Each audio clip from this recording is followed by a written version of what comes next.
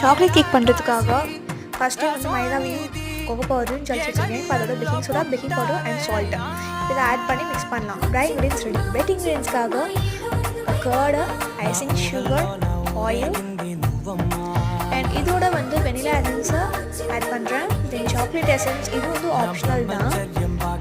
தென் coffee வந்து நான் சுடு தண்ணியில் போட்டு வச்சா அதோட ஆட் பண்ணுறேன். இப்போ பீட் பண்ணதுக்கப்புறமேட்டு அதில் ட்ரை இன்க்ரீடியன்ஸை சேர்த்துட்டு கன்சிஸ்டன்சிக்காக மில்க் ஆட் பண்ணுறேன். இப்போ மிக்ஸ் பண்ணதுக்கப்புறமேட்டு ஒரு டின்னில் ஆயில் ஆட் பண்ணி ஃபுல்லாக ஸ்ப்ரெட் பண்ணி அது கூட மைதாவையும் ஆட் பண்ணுறேன். அது ஸ்ப்ரெட் ஆனோடனே நம்ம பேட்டரில் போட்டுக்கலாம். இப்போ இது 45 மினிட்ஸ் பேக் ஆகும். இது வந்து இப்படி லைட்டாக நான் மேலே இப்படி பண்ணுறதுனால பபிள்ஸ் வராது. இப்போ பேக் ஆனோடனே நம்ம கேக் எவ்வளோ நல்லா இருக்குது பாருங்கள், நல்லா மாய்ஸ்டாக இருக்குது. இதை நான் கட் பண்ணி உங்களுக்கு காட்டுறேன். நல்லா ஆவி பறக்க சாஃப்டாக இருக்குது. பாய்.